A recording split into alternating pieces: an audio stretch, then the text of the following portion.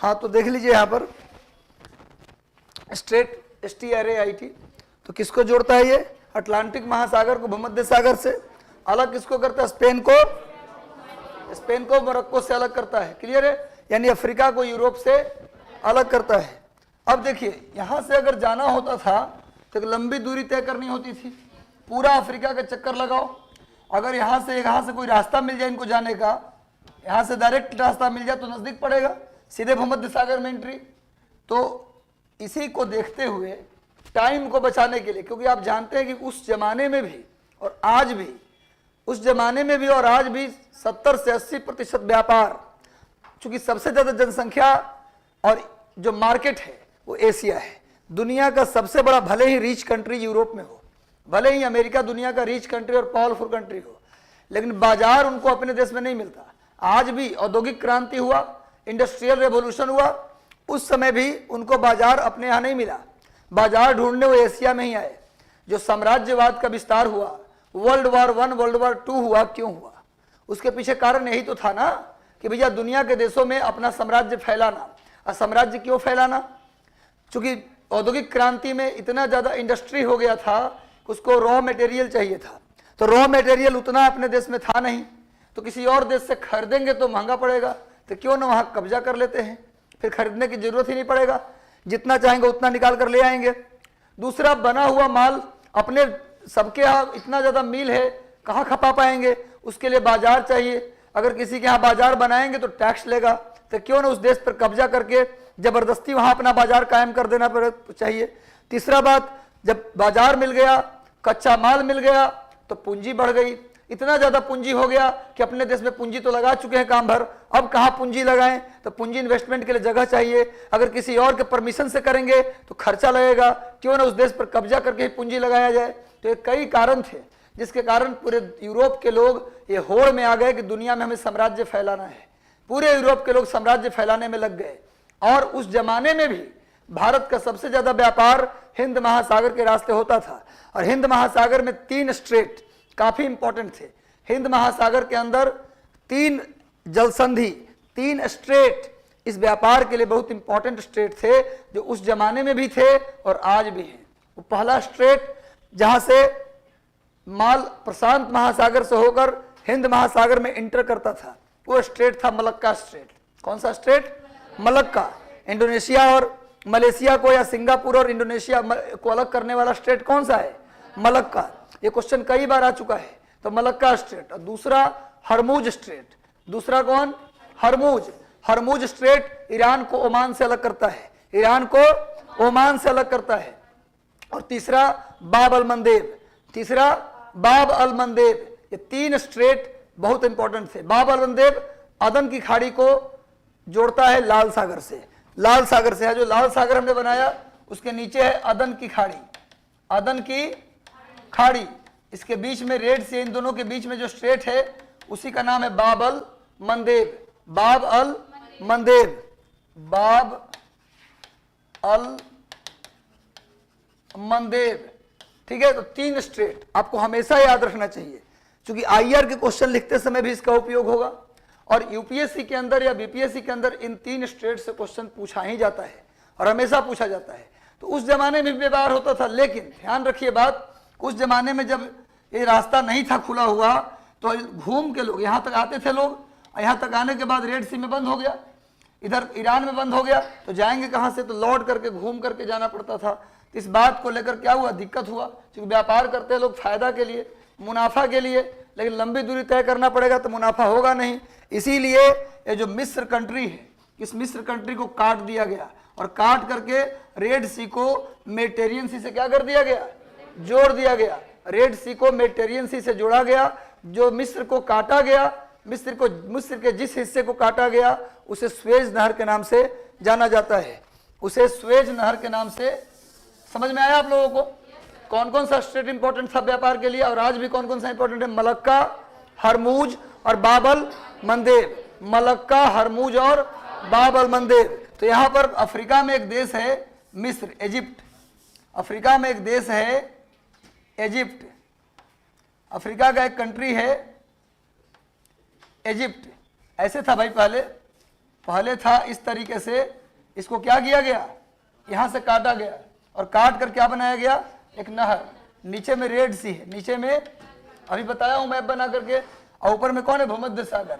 पहले कटा हुआ नहीं था, लेकिन 1857 में जब औद्योगिक क्रांति हुआ, लोगों की जरूरत हुई, तो इसको लोगों ने क्या कर दिया, काट दिया। एक नेचुरल रास्ता था पहले से, लेकिन उसके लिए टर्न करके जाना पड़ता था, लेकिन लोगों को लगा कि इस रास्ते जाए तो समय भी बचेगा, पैसा भी बचेगा और ईंधन की बचत भी होगी। ऐसे में लोगों ने इसको काट कर एक नहर का निर्माण किया। इस नहर का ही नाम है स्वेज नहर। स्वेज नहर, स्वेज कैनाल 1868 और 69 में बनके तैयार हुआ और ये नहर खोल दिया गया। तो पूछा जाए कि रेड सी लाल सागर को भूमध्य सागर से कौन जोड़ता है, स्वेज नहर। लाल सागर को भूमध्य सागर से कौन जोड़ता है। अच्छा, जिब्राल्टर के बाद मैंने वैसे कुछ बोला नहीं हूं, हाँ, जिब्राल्टर के बाद से कुछ ज्यादा नहीं बोला हूं। जिब्राल्टर बस बोला हूं ये कि जिब्राल्टर जोड़ता है भूमध्य सागर को अटलांटिक महासागर से, अलग करता है स्पेन को मोरक्को से, बस इतना ही बोला हूं। दूसरी बात क्या बोल रहा हूं कि एक ही अटलांटिक महासागर और भूमध्य सागर में प्रवेश करने का पहले एक ही रास्ता था, जिब्राल्टर। लेकिन इससे घाटा क्या था कि पूरे एशिया महादेश के लोग पूरा अफ्रीका का चक्कर लगा के एशिया पहुंचते थे। यूरोप वालों को भी दिक्कत था, उनको भी पूरा अफ्रीका चक्कर लगा के इंडिया आना पड़ता था, चीन जाना पड़ता था। तो ऐसे में दोनों को दिक्कत थी। इसीलिए अफ्रीका का एक देश है मिस्र, इजिप्ट एक देश है अफ्रीका का, उस देश को काटा गया, खोदा गया, 25 फीट गहरा खुदाई किया गया, और खुदाई करके लाल सागर के पानी को मिलाया गया भूमध्य सागर के पानी से। तो क्या हो गया, दूरी कम हो गया। तो जो मिस्र का पार्ट कट के अलग हुआ, वो देखने में ट्रायंगुलर लग रहा है। कैसा लग रहा है, ट्रायंगुलर। और ट्रायंगुलर कोई भी पार्ट, कोई भी ऐसा ट्रायंगुलर भाग, त्रिभुजाकार भाग जो देखने में ट्रायंगुलर लगे और तीन तरफ से पानी से घिरा हो, चारों तरफ से पानी से नहीं घिरा हो, तीन तरफ से पानी से घिरा हो, तो उसे पेनिनसुला कहा जाता है, उसे प्रायद्वीप कहा जाता है। इसका नाम है सिनाई पेनिनसुला, इसका नाम है सिनाई प्रायद्वीप। ऐसा कोई भी जमीन जो चारों तरफ से पानी से घिरा हो उसे द्वीप कहते हैं, उसे आइलैंड कहते हैं। ऐसा कोई भी जमीन जो चारों तरफ से पानी से घिरा हो उसे आइलैंड कहते हैं, और ऐसा कोई भी जमीन जो तीन तरफ से पानी से घिरा हो उसे प्रायद्वीप या पेनिनसुला कहते हैं। सिनोय पेनिनसुला। आपको बता दें कि 70 के दशक में, 1970s के दशक में इस सिनाई पेनिनसुला को लेकर मिस्र और इजराइल के बीच कई बार युद्ध भी हो चुका। अरब इजराइल युद्ध के नाम से जाना जाता है। 1970 के दशक में अरब और इजराइल के बीच, जिसमें मिस्र उसके नेतृत्व कर रहा था, इजिप्ट उसका नेतृत्व कर रहा था। तो मिस्र और इजराइल के बीच इसी जगह को लेकर लड़ाई चलता था। कट के अलग क्या हुआ कि इजराइल इस पर दावा जताने लगा कि मेरा है। इजराइल कहा कि तुम्हारा नहीं, मेरा है, और इजराइल इस पर कब्जा भी कर लिया। अरब इजराइल युद्ध के बाद मिस्र के कब्जा से निकल के कहां चला गया, इजराइल में। क्योंकि जब जब इजराइल और अरब के बीच युद्ध हुआ है, जीत हमेशा इजराइल की हुई है, अरबों की जीत नहीं हुई है। इस पर कब्जा था, लेकिन मिस्र ने मिला लिया हाथ जाके किससे, इजराइल से। समझौता हो गया। उसके बाद इजराइल ने इस जमीन को क्या कर दिया, हमेशा के लिए मिस्र के लिए छोड़ दिया। अभी जानते हैं हाल ही में यूएई के द्वारा भी इजराइल से समझौता हुआ है।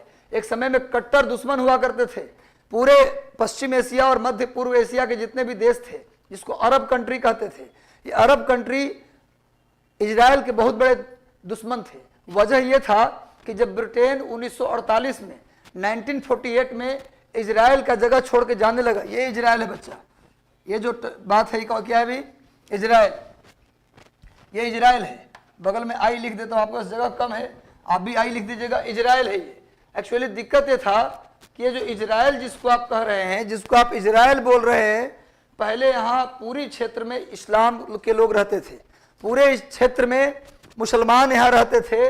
और जब ब्रिटेन यहाँ से जाने लगा तो जानबूझकर यहाँ पर यहूदियों को बसाया गया। ज्यूज, यहूदी को क्या बोलते हैं अंग्रेजी में, ज्यूज बोलते हैं। और यहाँ जानबूझकर उनको बसाया गया, और बसाने के बाद बस इतना ही नहीं किया, बसाया ही नहीं, बल्कि पूरे क्षेत्र जो मुसलमानों का था, रियल में उनका कब्जा होना चाहिए था। यहाँ पर अल अक्सा मस्जिद है, इजराइल के अंदर एक मस्जिद है जिसका नाम क्या है, अल अक्सा मस्जिद। हालांकि यहूदियों का भी यहाँ पर मंदिर है जिसको हम लोग टेम्पल माउंट के नाम से जानते हैं। यहूदियों का भी यहाँ एक फेमस मंदिर है जिसका नाम है टेम्पल माउंट, और यहाँ पर ईसाइयों का भी मंदिर है। आप जानते ईसाई का जो चर्च है वो यहाँ पर है, क्योंकि आप जानते हैं कि जो ये यीशु मसीह थे उनका जन्म बेथलेहम में हुआ था। यीशु मसीह का जन्म कहाँ हुआ था? बेथलेहम। ये बेथलेहम जो है यहाँ पर यरूशलेम एक जगह है, यरूशलेम से मात्र 10 किलोमीटर की दूरी पर, 10 किलोमीटर साउथ में एक छोटा सा जगह है बेथलेहम। वहां यीशु मसीह का जन्म हुआ था, लेकिन वहां पर के लोगों ने यीशु मसीह को तंग किया तो उनके माता पिता उनको लेकर कहां चले आए? यरूशलेम। और यरूशलेम में क्या हुआ, वहीं पर वहां भी उनको कोई दुश्मन की कमी नहीं थी, वहीं पर उन्हें सूली पर चढ़ाया गया। यरूशलेम में ही यीशु मसीह को सूली पर लटकाया गया था, यरूशलेम में, बेथलेहम में नहीं। उनका जन्म स्थान से 10 किलोमीटर दूर यरूशलेम में उनको लटकाया गया। तो यरूशलेम जो जगह है ना, वो तीनों धर्मों के लिए पवित्र जगह है। इस्लाम के लिए भी हो गया, यहूदी के लिए इसलिए हो गया, यहूदी में जो कौन थे उनका नाम भूल रहा हूं, वो अपने बेटे को यहीं पर क्या किए थे? कुर्बानी दिए थे, है ना। तो यहीं पर उनका जो पैगंबर था, यहूदियों के जो पैगंबर थे, उन्होंने अपने बेटे का यहीं पर कुर्बानी दिया था, इसलिए उनका भी टेम्पल माउंट है। इस्लाम में अलग सा मस्जिद है, क्योंकि हजरत मोहम्मद साहब यात्रा करते हुए पहुंच गए थे कहाँ? यात्रा करते हुए पहुंच गए थे यरूशलेम। यरूशलेम पहुंच के कई दिनों तक वहां उपदेश दिया मोहम्मद साहब ने, और कहा कि जो नमाज है ना, नमाज आपको पढ़ना है वो यरूशलेम की तरफ मुंह करके पढ़ना है, न कि मक्का की तरफ पढ़ना है। बाद में इसको लोगों ने चेंज कर दिया, है ना, हालांकि वो भी पश्चिम में ही था, ऐसा नहीं है। तो भैया ये तीनों धर्मों के लिए पवित्र है, लेकिन जानबूझ के अंग्रेजों ने क्या किया, इस्लाम की संख्या ज्यादा था, फिर भी यहूदियों को बसाया ताकि इन इस्लाम के लोगों पर कंट्रोल किया जा सके। उतना ही नहीं किया, आया तो कहा कि 54% हिस्सा इजराइल का, 54% हिस्सा मिलेगा किसको? यहूदियों को। मात्र 56% हिस्सा, सॉरी 46% हिस्सा किसको मिलेगा? मुसलमानों को। और उसका जो 7% या कुछ हिस्सा था वो दे दिया गया किसको? क्रिश्चियन को दे दिया गया। लेकिन क्रिश्चियन को दिया गया तो यहाँ पर तो क्रिश्चियन का देश था नहीं, इस्लाम का फिलिस्तीन हो गया और यहूदियों का इजराइल हो गया, और इनको ईसाई का तो कोई देश था नहीं। तो वहां पर ईसाई का जो जमीन मिला ना, वो यूएनओ के अंदर में छोड़ दिया गया, यानी इजराइल को बांट दिया गया 3 हिस्सा में। एक इस्लाम में, जिसको हम लोग आज फिलिस्तीन कहते हैं। इजराइल का पश्चिमी हिस्सा क्या हुआ? फिलिस्तीन। इजराइल का जो पूर्वी हिस्सा पूरा है वो इजराइल कहलाया, और उसमें जो 7% हिस्सा है वो यूएनओ को देके छोड़ दिया गया जानबूझ के। ये क्लियर है, समझ में आ रहा है बात? क्योंकि यहूदी और इस्लाम दोनों ईसाई के दुश्मन हैं, दोनों ईसाई के दुश्मन है। तो जानते थे अगर यहाँ पर हम यूएनओ के कब्जे में नहीं छोड़ेंगे तो जो हमारा यीशु मसीह का निशानी इस लोग मिटा देंगे यहाँ पर, इसलिए यूएनओ को छोड़ना जरूरी था। तो बताएंगे, और कई बार इस बात से मुसलमान नाराज भी थे, तो फिलिस्तीन ने कई बार हमला भी किया इजराइल पर, लेकिन जितनी बार हमला किया उतनी बार वो कम, अपनी जमीन को कम करते चले गए। आज मात्र 12-13% हिस्सा फिलिस्तीन के पास है, पूरा का पूरा हिस्सा इजराइल के पास है। तो ये इजराइल है। इजराइल चाहता है कि इस पर सिनाई पर कब्जा हो जाए, लेकिन बाद में अरब इजराइल समझौता हुआ, जिसमें मिस्र ने इजराइल से समझौता करके जमीन वापस ले लिया। यहीं पर गाजा पट्टी है, यहीं पर क्या भैया? गाजा पट्टी। कहीं फुर्सत मिलेगा तो इजराइल की पूरी कहानी सुनाऊंगा आपको, टाइम कम है क्योंकि यहाँ पर मेन स्ट्रीम में हमको लौटना है। बहुत अच्छी कहानी यहाँ पर है। तो ये गाजा पट्टी है, क्वेश्चन कई बार आ चुका है, ये गाजा पट्टी किस सागर में है? ऑप्शन देगा लाल सागर, भूमध्य सागर, अटलांटिक महासागर, काला सागर। तो आंसर क्या देंगे? भूमध्य सागर। गाजा पट्टी किसमें है भैया? भूमध्य सागर। आईएएस 2009 के प्री एग्जाम में क्वेश्चन देखिएगा, यूपीएससी का 2009 का प्री, उसमें सीधे क्वेश्चन आया है गाजा पट्टी किस सागर में है? गाजा पट्टी किस सागर में है? भूमध्य सागर, अटलांटिक महासागर, लाल सागर, ऐसे ऑप्शन दिया था। तो आंसर क्या होगा? भूमध्य सागर में। तो गाजा पट्टी, जो पीछे का हिस्सा है वेस्ट बैंक, ये फिलिस्तीन को दे दिया गया, इसी को बोला जाता है वेस्ट बैंक। ये किसको दिया गया? फिलिस्तीन को। और ऊपर में एक देश है सीरिया, इजराइल के ऊपर में आगे तो क्या मिलेगा? सीरिया। सीरिया और इजराइल के बॉर्डर पे एक पहाड़ है जिसका नाम है गोलन हाइट्स। क्या नाम है भैया? गोलन हाइट। इजराइल और सीरिया के बाउंड्री पर एक जगह है जिसका नाम है गोलन हाइट। गोलन हाइट कहां पर? सुनो एक बात और, ये जो आप देख रहे हो इजराइल, गाजा पट्टी, इसी के बगल में यहाँ जॉर्डन मिलेगा। क्या मिलेगा? जॉर्डन। तो जॉर्डन, इजराइल, गाजा पट्टी, सीरिया, ये सब पड़ जाता है मिडिल ईस्ट में, मिडिल ईस्ट एशिया। क्वेश्चन आ जाए कि किस एशिया के किस पार्ट में पड़ते हैं, तो क्या बोलेंगे आप? Middle East Asia. Middle east के कंट्री इनको बोलते हैं, मध्य पूर्व के देश। आज 2013 या 14, मुझे ध्यान नहीं आ रहा है, 2013 या 14 का आप क्वेश्चन देखिएगा, 13 या 14 का प्रश्न आप देखिएगा तो आपको यूपीएससी का, तो उसमें क्वेश्चन आया है कि गोलन हाइट जो है वो कहां पर है, गोलन हाइट्स जो है वो एग्जैक्टली कहां पर है। तो क्या बोले, उसमें ऑप्शन ऐसे दिया था, West Asia, Middle East Asia. 2014-15 के यूपीएससी के प्री क्वेश्चन में आया है क्वेश्चन, ये गोलन हाइट कहां है, तो सीरिया इजराइल के बॉर्डर पे। और सीरिया इजराइल चूंकि मध्य पूर्व के देश आते हैं, ये सब कंट्री मिडिल ईस्ट के हैं। किसके कंट्री भैया, मिडिल ईस्ट। तो इसको याद रखिएगा कि गोलन हाइट, इसको बना लीजिए। हाँ बनाना जरूरी है, बना लिए, वाह बड़ा तेज विद्यार्थी है। इसको हाँ वहां भी इशू चल रहा है, गोलन हाइट वाले भी। अब तो क्लियर हो गया ना, गोलन हाइट कौन सा है, गाजा पट्टी कौन है, वेस्ट बैंक कौन है। इसको बोलते हैं तिएन सिएन, जो नए बच्चे उनके लिए तिएन सिएन।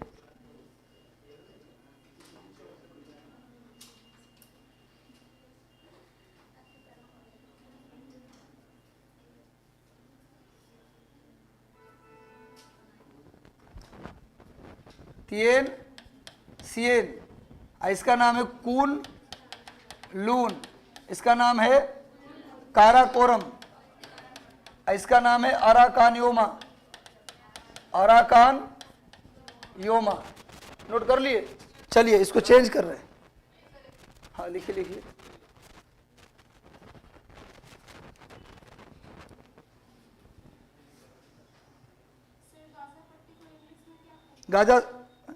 गाजा स्ट्रिप, गाजा पट्टी को अंग्रेजी में बोलेंगे Gaza strip, Gaza strip. Gaza अंग्रेजी का टर्म है।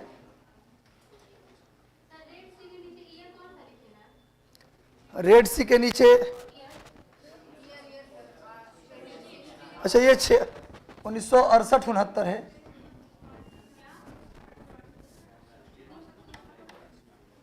सॉरी 1868,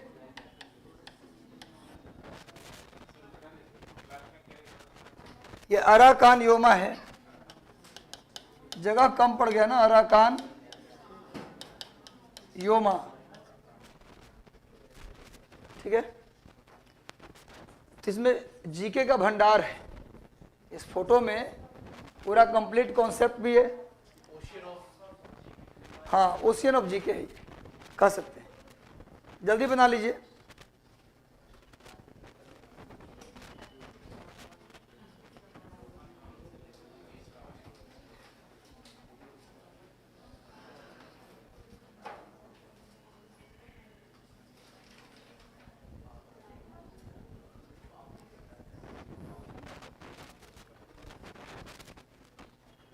हो गया ना,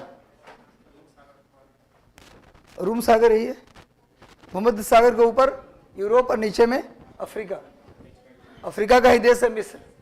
इजिप्ट का जो कटा हुआ भाग है एशिया में पड़ता है, कटा हुआ भाग एशिया में, और पूरा का पूरा मिस्र कहाँ पड़ता है, अफ्रीका में। क्लियर है, चले चलिए।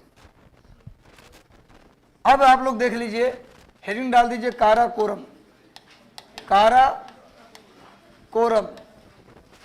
काराकोरम। अब हम लोग इंडिया के पर्वत में अब पहुंचे, भारत के पर्वत में अभी हम लोग पहुंचे।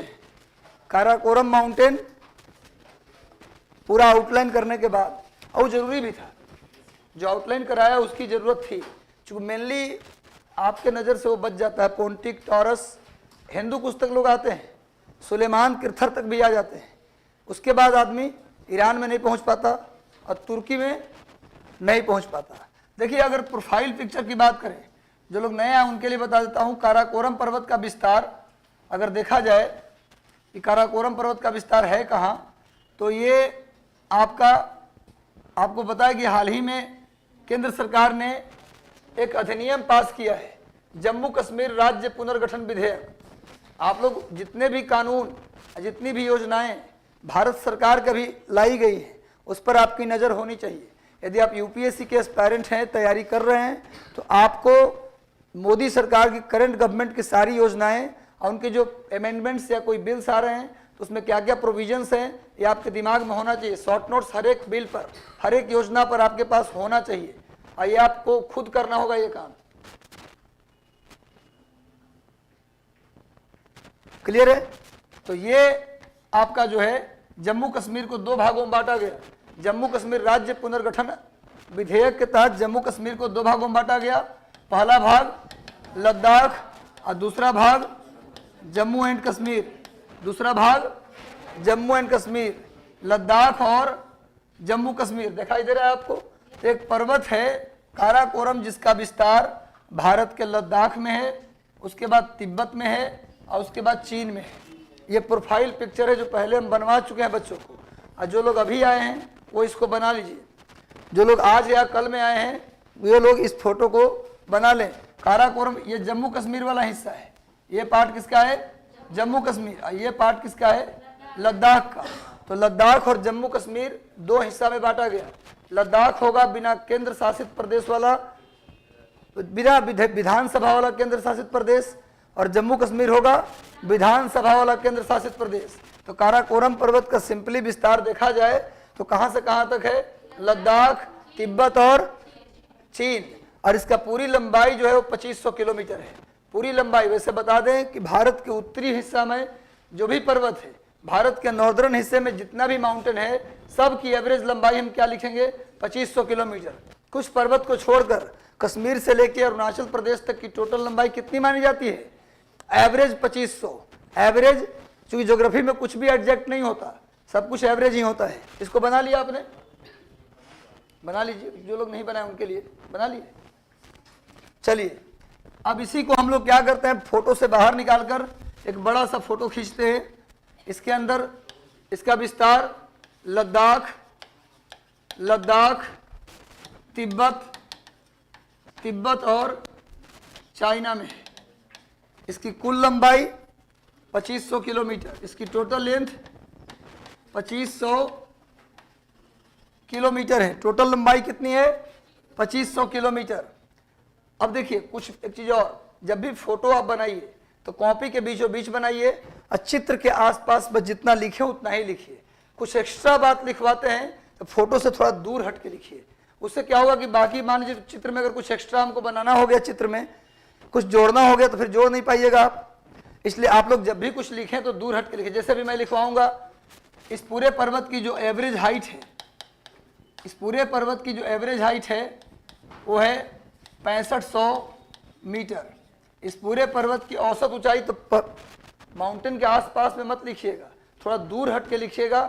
इससे कभी चित्र वगैरह कुछ बनाना पड़े, कोई नदी वहां से निकालना पड़े तो हम निकाल सके, उसके लिए जगह बचना चाहिए। इसलिए आसपास में मत लिखिएगा और थोड़ा बड़ा चित्र बनाइए। तो इसकी एवरेज हाइट कितना भैया? औसत ऊंचाई 6500 मीटर। आप एक बात मुझे बताइए कि एवरेज हाइट का मतलब, जैसे मान लीजिए हम बोलते हैं कि इस क्लास का एवरेज एज 20 साल है, इसका मतलब किसी एक बच्चे का 20 साल नहीं है। यहाँ पर एवरेज ज्यादातर बच्चों का आयु 20 के आसपास है। किसी का 18 होगा, किसी का 22 होगा, किसी का 23 होगा, किसी का 21 होगा, किसी का 20 भी हो सकता है। मतलब एवरेज कहने का मतलब यही होता है कि सबका उसके आसपास। हम बोलते इस क्लास का एवरेज मार्क्स 70 है, इसका मतलब यहाँ के 90% बच्चों का मार्क्स 70 के आसपास है। कहने का मतलब है कि 10% की बात लेके मैं नहीं चल रहा, 90% बच्चों का मार्क्स उसके आसपास है। इस पहाड़ की औसत ऊंचाई 6500 है। इसका मतलब इस पहाड़ में कहीं भी जाइए तो 90% स्थानों की हाइट कितना मिलेगा आपको? 6500 के आसपास। कहीं 6700 मिलेगा, कहीं 6800 मिलेगा, कहीं 6500 मिलेगा, कहीं 6300 मिलेगा।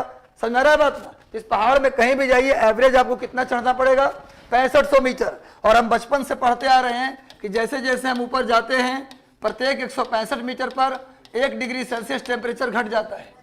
और इसी हिसाब से अगर 1000 मीटर जाएंगे तो 6.4 या फिर 6.5 डिग्री सेल्सियस टेम्परेचर क्या हो जाता है? घट जाता है।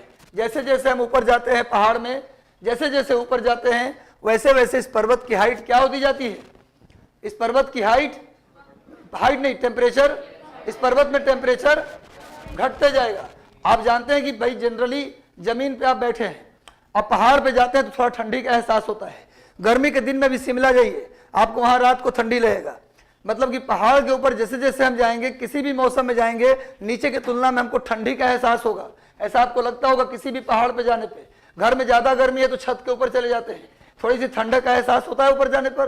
तो जैसे जैसे ऊपर जाते हैं टेम्परेचर घटता है। 165 मीटर पर 1 डिग्री सेल्सियस, इसको रट लेना है, और 1000 मीटर पर 6.4 डिग्री सेल्सियस। इसको बोलते हैं सामान्य ताप पतन दर। इसको क्या बोला जाता है?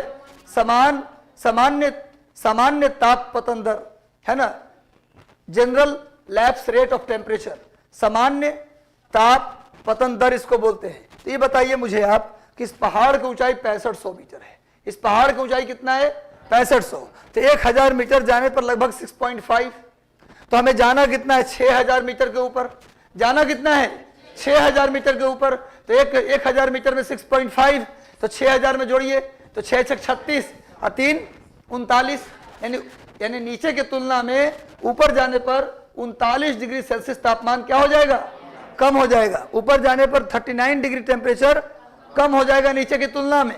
मान लो गर्मी के दिन में तुम यहां गए हो, गर्मी के दिन में जब टेम्परेचर नीचे में 30 डिग्री प्लस में है, मान लो नीचे में तुम खड़े हो जहां 30 डिग्री प्लस टेम्परेचर है, तो इस पहाड़ के ऊपर तुम चढ़ रहे हो, तो ऊपर जाने पर टेम्परेचर कितना कम मिलेगा? 39 डिग्री, यानी 9 डिग्री माइनस में क्या चला जाएगा? 9 डिग्री माइनस में चला जाएगा। समझ में आ रहा है क्या बोल रहा हूं? जीरो आने के बाद 9 माइनस में भी चला जाएगा। यानी गर्मी के दिन में भी इस पहाड़ में तुम जाओगे, यहाँ तापमान -12, -15, -20 तक मिलता है गर्मी के दिनों में। अगर जाड़े के दिन में इस पहाड़ पे जाओगे तो -78, -80 डिग्री तापमान हो जाता है इस पहाड़ के ऊपर। तो क्या इतने कम तापमान में इंसान वहां रहेगा? नहीं रहेगा। मजबूरी में हमारे जवान रहेंगे, क्योंकि पाकिस्तान जैसे देश आसपास में रहें, चीन जैसे देश आसपास में रहे, नालायक देश, तो हमको रखना ही पड़ेगा सेना। हम सेना नहीं रखे थे। सियाचिन का नाम आपने सुना होगा। सियाचिन काराकोरम में ही है। सियाचिन काराकोरम में ही है। सियाचिन को हम खाली छोड़ दिए थे, पाकिस्तान से समझौता था, लेकिन पाकिस्तान धीरे धीरे अपनी सेना सियाचिन में भेज दिया। राजीव गांधी के समय पता चला कि पाकिस्तान अपनी सेना वहां भेज दिया है हमारे जमीन पर कब्जा करने के लिए। तब राजीव गांधी ने वहां एक ऑपरेशन चलाया जिसका नाम था ऑपरेशन मेघदूत। ऑपरेशन मेघदूत। और सियाचिन को खाली करवाया गया। तब से हम दूध का जला हुआ मट्ठा भी फूंक कर पीता है इंसान। तब से वहां जवान हमारे रहते हैं। तब से सियाचिन में बर्फ में पड़े रहते हैं। ये बदकिस्मती की बात है कि सियाचिन में जवान गोली से कम और बर्फ से ज्यादा मरते हैं। बर्फ से जो लोग सियाचिन जाता है, कहीं ना कहीं बॉडी का कोई ना कोई पार्ट उसका डैमेज होकर आता है वहां से। ठंड इतना ज्यादा है कि सब कुछ जम जाता है। तो कहने का मतलब यह है कि भैया इतनी ऊंचाई पर सेना के जवान तो रहते भी हैं, ट्रेंड लोग, अच्छे ड्रेस पहन के, लेकिन आम लोग वहां नहीं रह सकते। और आम लोग नहीं रहेंगे तो वहां पर कोई हिल स्टेशन बनाया जा सकता है क्या? अरे हिल स्टेशन मतलब घूमने फिरने का केंद्र है ना। हिंदी वैसे होता है स्वास्थ्य वर्धक केंद्र। हिल स्टेशन का हिंदी क्या होता है? स्वास्थ्य वर्धक केंद्र। लेकिन अगर यहाँ स्वास्थ्य वर्धक केंद्र हिल स्टेशन बना देंगे तो पता चला स्वास्थ्य बिगाड़न केंद्र हो गया। नहीं जी, इसका मतलब इस पहाड़ में कोई हिल स्टेशन आपको नहीं मिलेगा। तो इस बात को अगर लिख चुके हैं तो नीचे में लिख लीजिए, there is no hill station in Karakoram due to height. There is, इतनी बात बताने के लिए हमको इतनी कहानी कहना पड़ा। There is no hill station in Karakoram due to height. There is no hill station in Karakoram due to height. ऊंचाई के कारण काराकोरम में कोई हिल स्टेशन नहीं पाया जाता। ऊंचाई के कारण काराकोरम में कोई हिल स्टेशन नहीं पाया जाता। ऊंचाई के कारण काराकोरम में कोई हिल स्टेशन नहीं पाया जाता। अगला point, it is made by granite and gneiss rock. Granite and gneiss rock, granite rock and gneiss rock. इसका निर्माण ग्रेनाइट चट्टान और नीस चट्टान, जी साइलेंट होता है, नीस में जी लिखाता है पर जी का उच्चारण हम नहीं करते। जी लिखते हैं पर जी का उच्चारण नहीं करते। तो ग्रेनाइट रॉक और नीस रॉक से इस पूरे पहाड़ का निर्माण, इस पूरे पर्वत का निर्माण ग्रेनाइट और नीस चट्टान से हुआ है।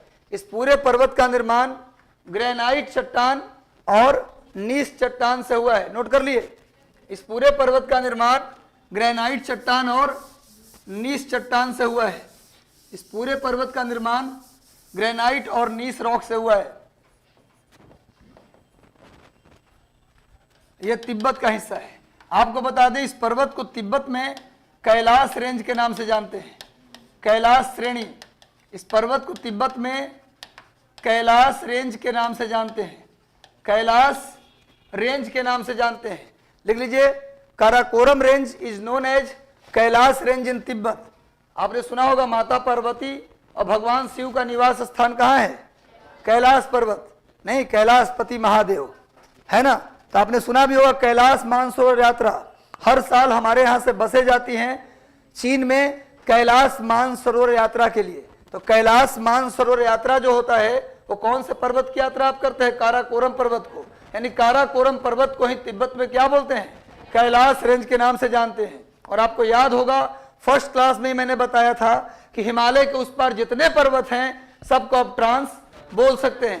तो कभी कभी क्वेश्चन आया है, हमने देखा क्वेश्चन में कि कैलाश श्रेणी किसका हिस्सा है। ऑप्शन में काराकोरम गायब था, उसमें ट्रांस ऑप्शन में था। तो अगर काराकोरम नहीं होगा तो क्या लगा देंगे आप? ट्रांस लगा देंगे। यानी कि लिख लीजिए Karakoram range is known as Kailash range in Tibet. Karakoram पर्वत को तिब्बत में कैलाश श्रेणी के नाम से जानते हैं। काराकोरम पर्वत को तिब्बत में कैलाश श्रेणी के नाम से जानते हैं। काराकोरम पर्वत को तिब्बत में कैलाश श्रेणी के नाम से जानते हैं। आप मैप में देखेंगे ना, जैसे मान लो मैप में आपको देखना है पटना और फतुहा को, पटना फतुहा दोनों अलग अलग है, लेकिन आप वर्ल्ड मैप में या इंडिया मैप में देखोगे तो लगेगा कि पटना में ही फतुहा दिख रहा है, क्योंकि जो मैप का साइज होता है हम छोटा ले लेते हैं, जिस कारण से दोनों सटा हुआ दिखता है। वैसी काराकोरम में दो झील अलग अलग हैं, ये दोनों लेक्स अलग अलग हैं, लेकिन दिखते हैं मैप में दोनों की, लगता है कि जुड़ा हुआ है। ये दोनों लेक मैप में आपको लगेगा कि दोनों आपस में कनेक्टेड होगा, पर ये दोनों का कनेक्शन आपस में नहीं है, ये दोनों अलग अलग झील हैं। एक का नाम है मानसरोवर झील, एक का नाम है मानसरोवर झील, और एक का नाम है राक्षस ताल, एक का नाम है राक्षस ताल, राक्षस ताल, या कहीं कहीं राक्षस ताल भी लिखा रहता है। राक्षस ताल ये लेक है, झील है, और ये भी झील है। मानसरोवर, मानसरोवर, मानसरोवर झील और राक्षस ताल झील काराकोरम पर्वत के किस हिस्से में स्टूडेंट? कैलाश रेंज में। कैलाश रेंज में तिब्बत में जो काराकोरम को हम कैलाश रेंज के नाम से जानते हैं उसमें दो झील है, एक का नाम है मानसरोवर और दूसरे का नाम है राक्षस ताल। मानसरोवर से एक नदी निकलती है, इस नदी का नाम है सांगपो, सांगपो, या इसी का एक और नाम है यारलुंग जांगबो, यारलुंग जांगबो। ये दोनों एक ही नदी है, टी साइलेंट होता है। सांगपो में टी का उच्चारण नहीं करते, तिब्बती भाषा में टी का उच्चारण नहीं किया जाता, टी साइलेंट हो जाता है हर जगह। सांगपो या इसी नदी का नाम है यारलुंग, यारलुंग जांगबो। सांगपो नदी या यारलुंग जांगबो, इसी को इंडिया में ब्रह्मपुत्र के नाम से जानते हैं। ब्रह्मपुत्र, इसका मतलब एक जी के हमको और मिल गया कि ब्रह्मपुत्र नदी को तिब्बत में क्या बोलते हैं? सांगपो या फिर यारलुंग जांगबो। यारलुंग जांगबो और सांगपो का मतलब होता पवित्र नदी। यारलुंग जांगबो और सांगपो का जो वर्ड मीनिंग है तिब्बती भाषा में सांगपो और हिंदी में उसको बोलेंगे पवित्र नदी। तिब्बत के लोग ब्रह्मपुत्र नदी को पवित्र नदी मानते हैं, इसीलिए इसका नाम पड़ गया सांगपो। सांगपो का मीनिंग ही होता है पवित्र नदी, है ना। तो तिब्बत में ब्रह्मपुत्र को हम सांगपो या फिर यारलुंग जांगबो, हम ब्रह्मपुत्र नदी अलग से पढ़ाएंगे, वहां भी लिखवाएंगे। आपको पता है कि ब्रह्मपुत्र नदी को तिब्बत में सांगपो, यारलुंग जांगबो, अरुणाचल प्रदेश में दिहांग, असम में ब्रह्मपुत्र, बांग्लादेश में भी ब्रह्मपुत्र, लेकिन ब्रह्मपुत्र में जहां तिस्ता नदी आके मिलती है वहां से उसका नाम पड़ जाता है जमुना। यानी बांग्लादेश में ब्रह्मपुत्र को जमुना के नाम से भी जानते हैं, यानी ब्रह्मपुत्र को जमुना के नाम से भी जानते हैं। कहाँ? बांग्लादेश में। जब नदी पढ़ाएंगे तो वहां डिटेल होगा, अभी तत्काल इतना सुन के रहिए। एक नदी निकलती है राक्षस ताल से भी, उस नदी का नाम है सतलज नदी। उस नदी का नाम क्या है? सतलज नदी।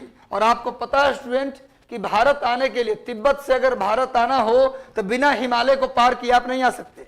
तिब्बत से अगर इंडिया आना हो ना आपको तो हिमालय तो क्रॉस करना ही पड़ेगा। तो हिमालय को या किसी ऊंचे पहाड़ को क्रॉस करने के लिए हमें जिस भाग का सहारा लेना होता है उसका नाम होता है दर्रा।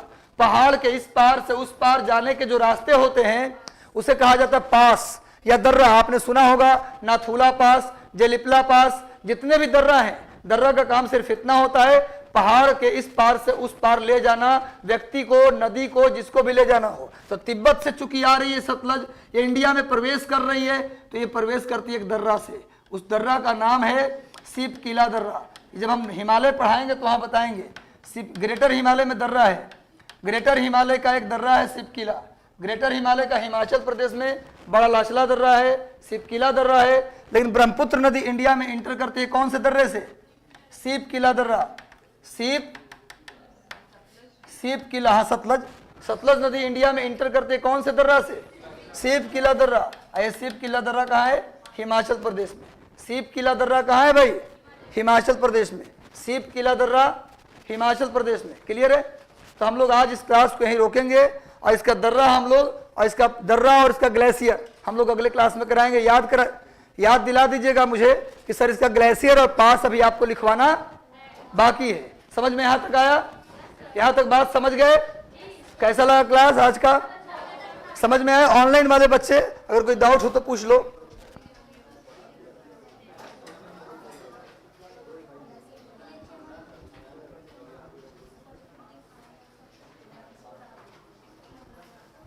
हाँ, भूसन्नति भाई चांदनी कुमारी, भूसन्नति सिद्धांत, पर्वत निर्माण के सिद्धांत। हम जब वर्ल्ड ज्योग्राफी पढ़ाएंगे आपको तो उसमें बताएंगे कि भूसन्नति सिद्धांत क्या है, संवहन तरंग सिद्धांत क्या है, इसके अलावा प्लेट टेक्टोनिक थ्योरी क्या है। जब पर्वत निर्माण का सिद्धांत एक अलग से चैप्टर है। चांदनी पर्वत निर्माण के लिए एक चैप्टर हम लोग पढ़ेंगे वर्ल्ड ज्योग्राफी में, जिसमें हम बताएंगे आपको प्लेट टेक्टोनिक थ्योरी, प्लेट विवर्तन सिद्धांत, भूसन्नति जियोसिंक्लाइन थ्योरी, संवहन तरंग सिद्धांत, कन्वेक्शनल वेव थ्योरी, ये सारी थ्योरीज आपको वहां बताया जाएगा। यहाँ पर सिर्फ माउंटेन का हम लोग विस्तार पढ़ रहे हैं और उसके अंदर कहाँ कौन सा ग्लेशियर है, कौन सी पासेज है। ठीक है चांदनी, अगर कोई दिक्कत हो और तो पूछिए। और कैसा लगा क्लास एक बार रिव्यू जरूर दे दें। All the best, God bless you, आशीर्वाद, शुभकामना।